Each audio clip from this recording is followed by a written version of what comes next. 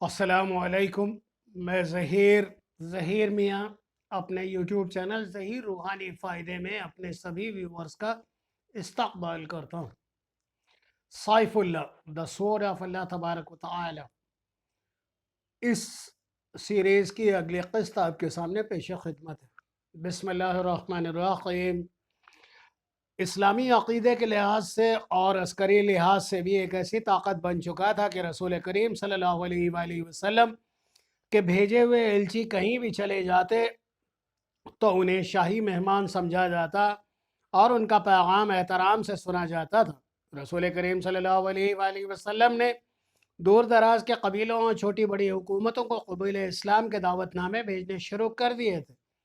ان میں بعض سردار سرکش، خودسر اور کم فہم تھے۔ ان کی طرف رسول کریم صلی اللہ علیہ وآلہ وسلم کا پیغام اس قسم کا ہوتا تھا کہ قبول اسلام کے بجائے اگر وہ اپنی جنگی طاقت آزمانا چاہتے ہیں تو آزما لیں، اور یہ سوچ لیں کہ شکست کی صورت میں انہیں مسلمانوں کا مکمل طور پر مطیع ہونا پڑے گا اور ان کی شرط قبول نہیں کی جائے گی۔ رسول کریم صلی اللہ علیہ وآلہ وسلم نے ایسی ایک مہم خالد بن ولید رضی اللہ تعالیٰ عنہ کے زیر کمان یمن کے شمال میں نذران بھیجی۔ وہاں قبیلہ بنو حارث بن کعب آباد تھا۔ ان لوگوں نے رسول کریم صلی اللہ علیہ وآلہ وسلم کے پیغام کا مذاق اڑایا تھا۔ خالد رضی اللہ تعالیٰ عنہ مجاہدین کے ایک سوار دستے کو، جس کی تعداد 400 تھی، ساتھ لے کر جولائی 631 عیسوی میں یمن کو روانہ ہوئے۔ مشہور مورخ ابن ہشام نے لکھا ہے کہ رسول اللہ صلی اللہ علیہ وآلہ وسلم نے خالد رضی اللہ تعالیٰ عنہ سے کہا کہ انہیں حملے کے لیے نہیں بھیجا جا رہا ہے، بلکہ وہ پیغام لے کر جا رہے ہیں۔ چونکہ بنو حارث سرکش ذہنیت کی وجہ سے کسی خوش فہمی میں مبتلا ہے، اس لیے خالد رضی اللہ تعالیٰ عنہ نے انہیں یہ الفاظ 3 بار کہے اور کوشش کریں کہ وہ اسلام قبول کر لیں۔ وہ سرکشی سے باز نہ آئے اور خوریزی کو پسند کرے تو خوریزی کے لیے للکارا جائے۔ خالد رضی اللہ تعالیٰ عنہ جس جارحانہ انداز سے وہاں پہنچے، جس انداز سے انہوں نے بنو حارث بن کعب کو قبول اسلام کی دعوت دی، اس نے مطلوبہ اثر دکھایا۔ اس قبیلے کے نے بلا حیل و حجت اسلام قبول کر لیا۔ خالد رضی اللہ تعالیٰ عنہ، جنہیں تاریخ نے فرن حرب و ضرب کا ماہر اور صفی اول کا سالار تسلیم کیا ہے، نذران میں 6 مہینے مبلغ بنے رہے۔ انہوں نے جب دیکھا کہ اسلام ان لوگوں کے دلوں میں اتر گیا ہے تو خالد رضی اللہ تعالیٰ عنہ 6 جنوری 632 عیسوی میں واپس آ گئے۔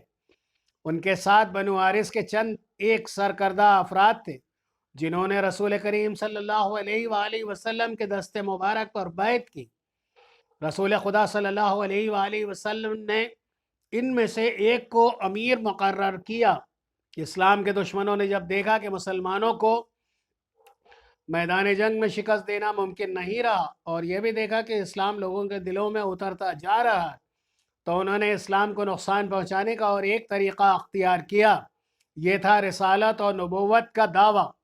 متحد افراد نے نبوت کا دعویٰ کیا، جن میں بنی اسد کا طلیحہ، بنی حنیف کا مسلمہ اور یمن کا اسود انسی خاص طور پر قابل ذکر ہے۔ اس کا نام عقیلہ بن کعب تھا۔ چونکہ اس کا رنگ کالا تھا اس لیے وہ اسود کے نام سے مشہور ہوا۔ اسود عربی میں کالے رنگ کو کہتے ہیں۔ وہ یمن کے مغربی علاقے کے ایک قبیلے انس کا سردار تھا، اس لیے اسے اسود انسی کہتے ہیں۔ تاریخ میں اس کا یہی نام آیا ہے۔ وہ عبادت گاہ کا کاہن بھی رہ چکا تھا۔ بالکل سیاہ رنگت کے باوجود اس میں ایک ایسی کشش تھی کہ لوگ اس کے ہلکے سے اشارے کا بھی اثر لے لیتے تھے۔ اس میں مقناطیس جیسی قوت تھی کہ عورتیں اس کے کالے رنگ کو ناپسند کرنے کی بجائے اس کے قریب ہونے کی کوشش کرتی تھیں۔ اس نے یہ پر اسراریت عبادت گاہ میں حاصل کی تھی۔ کان کو لوگ دیوتاؤں کا منظور نظر اور ایلچی سمجھتے تھے۔ اس علاقے میں زیادہ تر لوگوں نے اسلام قبول کر لیا تھا۔ اسود کے اپنے خود کے قبیلے میں بھی اسلام داخل ہو چکا تھا، لیکن اسود نے ان کے خلاف کبھی کوئی بات نہیں کی، جیسے ان لوگوں کے ساتھ اس کا کوئی تعلق ہی نہ ہو۔ بعض مورخین نے لکھا ہے کہ وہ خود بھی مسلمان ہو گیا تھا۔ اس وقت یمن کا حکمران بازان نام کا ایک ایرانی تھا۔ ایران کا شہنشاہ خسرو پرویز کسریٰ تھا۔ رسول کریم صلی اللہ علیہ وآلہ وسلم نے دور کے جن ملک کے بادشاہوں کو قبول اسلام کے خطوط لکھے تھے، ان میں شہنشاہ ایران بھی تھا۔ اسے خط دینے کے لیے رسول اللہ صلی اللہ علیہ وآلہ وسلم نے عبداللہ بن حذافہ رضی اللہ تعالیٰ عنہ کو بھیجا تھا۔ عبداللہ رضی اللہ تعالیٰ عنہ نے خسرو پرویز کے دربار میں اسے خط دیا۔ اس نے خط کسی اور کو دے کر کہا کہ اس کا ترجمہ سنایا جائے۔ اسے جب خط اس کی زبان میں سنایا گیا تو وہ آگ ببولا ہو گیا۔ اس نے غصے سے باولا ہو کر خط کو بری طرح پھاڑ کر اس کے پرزے پرزے کر کے پھینک دی، اور عبداللہ بن حذافہ رضی اللہ تعالیٰ عنہ کو دربار سے نکال دیا۔ عبداللہ رضی اللہ تعالیٰ عنہ اتنی دور کے مسافت سے آئے اور رسول اللہ صلی اللہ علیہ وآلہ وسلم کے حضور بتایا کہ شہنشاہ ایران نے خط پھاڑ ڈالا ہے۔ خسرو پرویز کا غصہ خط پھاڑنے سے ٹھنڈا نہیں ہوا تھا۔ یمن پر ایران کی حکمرانی تھی اور بازان وہاں کا گورنر تھا۔ شہنشاہ ایران نے اپنے گورنر بازان کو خط بھیجا کہ حجاز میں محمد نام صلی اللہ علیہ وآلہ وسلم نام کا کوئی آدمی ہے جس نے نبوت کا دعویٰ کر رکھا ہے۔ اس نے لکھا کہ رسول کریم کو زندہ پکڑ کر آپ یا پھر ان کا سر کاٹ کر معاذ اللہ اس کے دربار ایران میں پیش کیا جائے۔ بازان نے یہ خط اپنے 2 آدمیوں کو دے کر مدینہ بھیج دیا۔ مورخوں میں اختلاف پایا جاتا ہے۔ بعض لکھتے ہیں کہ بازان کے ان آدمیوں کو رسول اللہ صلی اللہ علیہ وآلہ وسلم کو پکڑ لانے یا قتل کرنے یا آپ کا سر قلم کرنے کے ارادے سے بھیجا گیا تھا، اور کچھ مورخوں نے لکھا ہے کہ بازان نے اسلام قبول نہیں کیا تھا، لیکن وہ حضور اکرم صلی اللہ علیہ وآلہ وسلم سے اتنا متاثر تھا کہ آپ کو اپنے شہنشاہ کے ارادے سے باخبر کرنا چاہتا تھا۔ بہرحال مورخ اس واقعہ پر متفق ہیں کہ بازان کے بھیجے ہوئے 2 آدمی رسول خدا صلی اللہ علیہ وآلہ وسلم کے یہاں گئے تھے، اور خسرو پرویز نے جو خط بازان کو لکھا تھا وہ آپ صلی اللہ علیہ وآلہ وسلم کے حضور پیش کیا گیا۔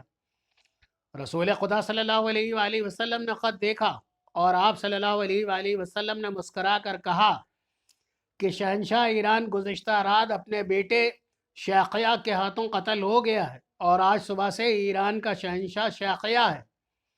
گزشتہ رات کے قتل کی خبر مدینہ میں اتنی جلدی کیسے پہنچ گئی؟ بازان کے ایک آدمی نے پوچھا اور کہنے لگا، کیا یہ ہمارے بادشاہ کی توہین نہیں کہ یہ غلط خبر پھیلا دی جائے کہ اس کے بیٹے نے اسے قتل کر دیا ہے؟ مجھے میرے اللہ نے بتایا ہے۔ رسول کریم نے کہا، جاؤ بازان کو بتا دو کہ اس کا شہنشاہ خسرو نہیں شیخیہ ہے۔ رسول خدا صلی اللہ علیہ وآلہ وسلم کو یہ خبر بذریعہ الہام ملی تھی۔ بازان کے آدمی واپس گئے اور اسے بتایا کہ رسول اللہ صلی اللہ علیہ وآلہ وسلم نے کیا کہا ہے۔ 3-4 دنوں بعد بازان کو اپنے نئے شہنشاہ شیخیان کا خط ملا، جس میں تحریر تھا کہ خسرو پرویز کو فلاں رات ختم کر دیا گیا ہے، اور یہ وہی رات تھی جو حضور نے بتائی تھی۔ کچھ دنوں بعد بازان کو رسول کریم صلی اللہ علیہ وآلہ وسلم کا خط ملا کہ وہ اسلام قبول کر کے بازان پہلے ہی اپنے آپ صلی اللہ علیہ وآلہ وسلم سے متاثر تھا۔ الہام نے اسے اور زیادہ متاثر کیا۔ رسول اللہ صلی اللہ علیہ وآلہ وسلم نے اسے یہ بھی لکھا کہ اسلام قبول کر لینے کی صورت میں وہ بدستور یمن کا حاکم رہے گا، اور اس کے حکمرانی کا تحفظ مسلمانوں کی ذمہ داری ہوگی۔ بازان نے اسلام قبول کر لیا اور وہ حاکم یمن رہا۔ تھوڑی ہی عرصے بعد فوت ہو گیا۔ رسول کریم صلی اللہ علیہ وآلہ وسلم نے یمن کو کئی حصوں میں تقسیم کر دیا اور ہر حصے کا الگ حاکم مقرر کیا۔ بازان کا بیٹا جس کا نام شاہر تھا، اسے رسول کریم صلی اللہ علیہ وآلہ وسلم نے صنعاء اور اس کے گردنواح کا علاقے کا حاکم بنایا۔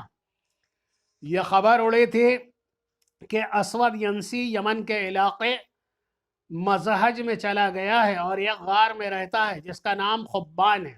اچانک یہ خبر ہوا کی طرح سارے یمن میں پھیل گئی کہ اسود غار سے نکل آیا ہے اور اسے خدا نے نبوت عطا کی ہے۔ معاذ اللہ، اب وہ اسود ہنسی نہیں، رحمان الیمن ہے۔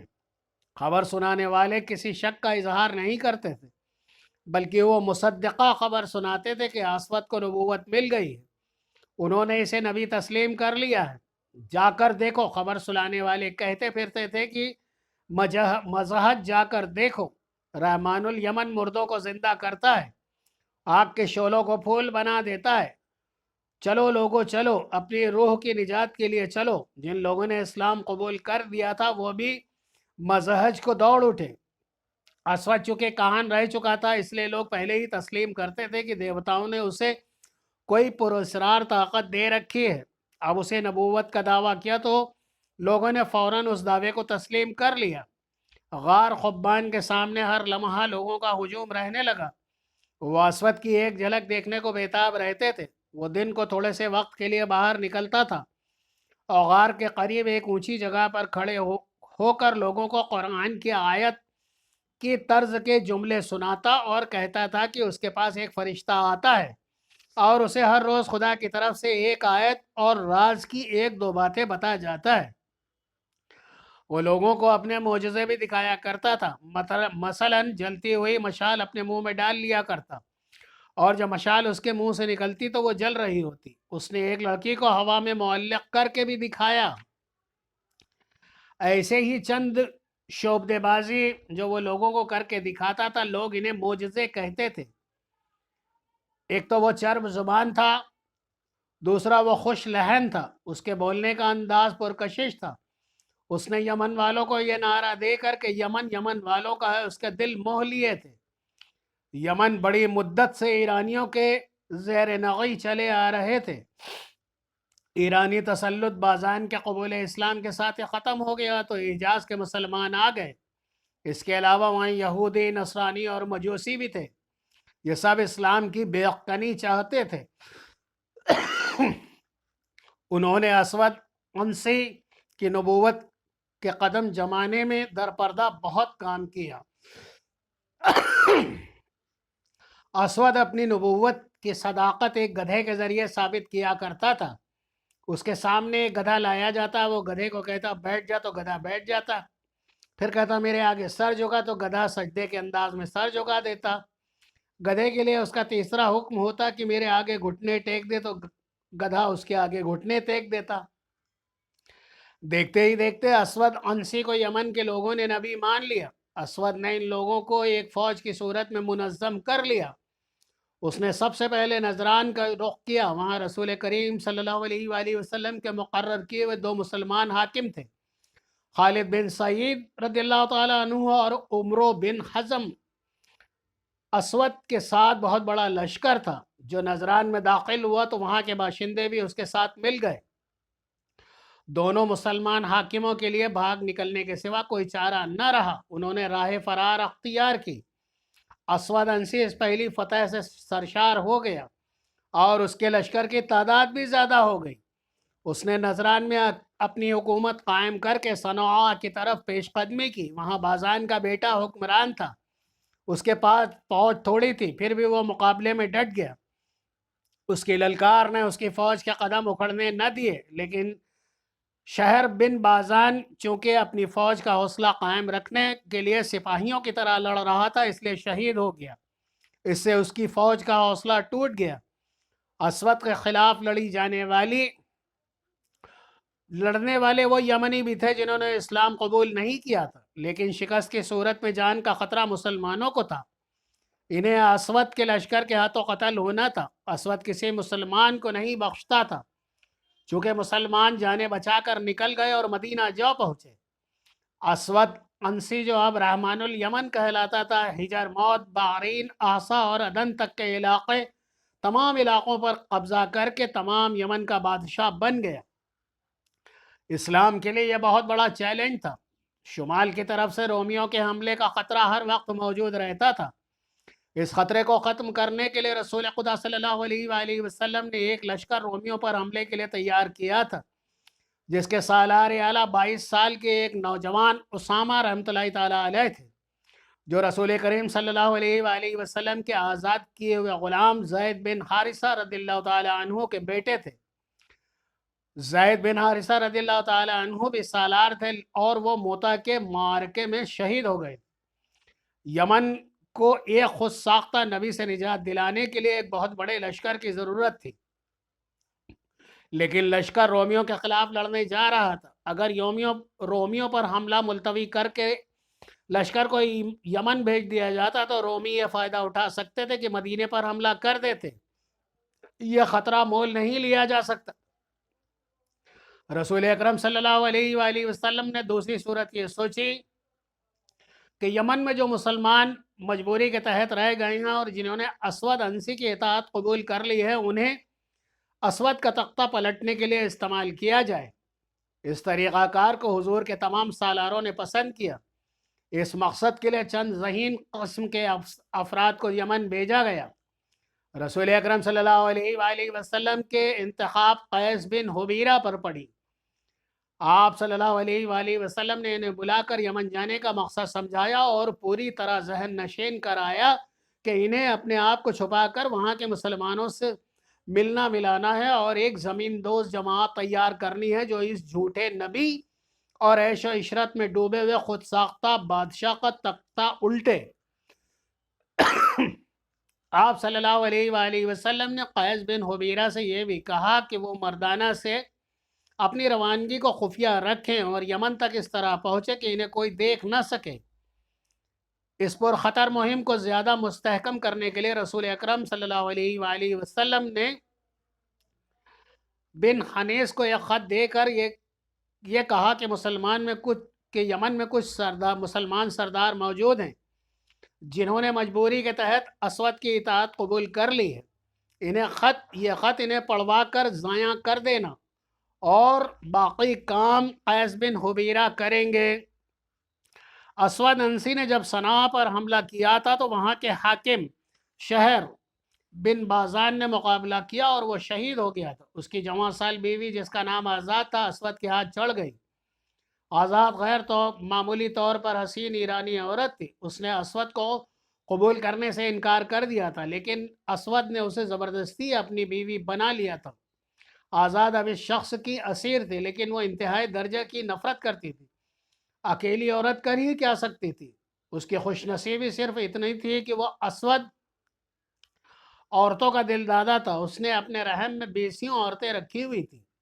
اسے تحفے میں بھی نوجوان لڑکیاں ملا کرتی تھی۔ وہ ہر وقت عورت اور شراب کے نشے میں بدمست رہتا تھا۔ رسول اکرم صلی اللہ علیہ وآلہ وسلم کے بھیجے ہوئے قیس بن حبیرہ رضی اللہ تعالی عنہ چوری چھپے سفر کر کے اور بھیس بدل کر صنعاء پہنچے۔ اسود نے صنعاء کو اپنا دارالحکومت بنا لیا تھا۔ ادھر وبر بن حنیس نے ایک مسلمان سردار کے ہاں خط لے کر پہنچے۔ اس مسلمان سردار نے یہ یقین تو دلایا کہ وہ چند مسلمان سرداروں کو اکٹھا کرے گا جنہوں نے دل سے اسود کی اطاعت قبول نہیں کی، لیکن اسود کا تختہ الٹنا ممکن نظر نہیں آتا کیونکہ وہ صرف بادشاہ ہی نہیں، یمن کے باشندے اسے اپنا نبی مانتے ہیں۔ قیس بن حبیرہ ایک ایسے ٹھکانے پر پہنچ گئے جہاں رسول کریم کے شہدائی مسلمان موجود تھے۔ ان مسلمانوں نے بھی وہی بات کہی جو مسلمان سردار نے کہی تھی، لیکن ان مسلمانوں نے کوئی ایسی بات نہ کی کہ وہ اس زمین دوست تحریک میں شامل نہیں ہوں گے۔ انہوں نے پرعزم لہجے میں کہا کہ وہ خفیہ طریقے سے وفادار مسلمانوں کو اکٹھا کر لیں گے۔ ہم اس جھوٹے نبی کو ختم کرنے کے لیے زیادہ انتظار نہیں کر سکتے۔ ایک مسلمان نے کہا، جیسے جیسے وقت گزرتا جا رہا ہے اس کی مقبولیت میں اضافہ ہو رہا ہے۔ کیا تم لوگ یہ نہیں سوچ سکتے کہ اس شخص کو قتل کر دیا جائے؟ قتل کون کرے گا؟ ایک اور مسلمان نے پوچھا، اور اسے کہاں قتل کیا جائے گا؟ وہ محل سے باہر نکلتا ہی نہیں۔ یہ بھی معلوم ہوا ہے کہ محل کے ارد گرد محافظوں کا بڑا سخت پہرا ہوتا ہے۔ کیا ہم میں کوئی ایسا آدمی نہیں جو اسلام کے نام پر اپنی جان قربان کر دے؟ قتل کا مشورہ دینے والے مسلمان نے کہا، اس طرح جان دینے سے کیا حاصل کہ جسے قتل کرنا اس تک پہنچ نہ سکے؟ اس مسلمان نے کہا، بہرحال ہمیں خفیہ طریقے سے یہ تحریک چلانی ہے کہ کم از کم مسلمان بغاوت کے لیے تیار ہو جائیں۔ بقیہ اگلی قسط میں، تب تک کے لیے اللہ حافظ۔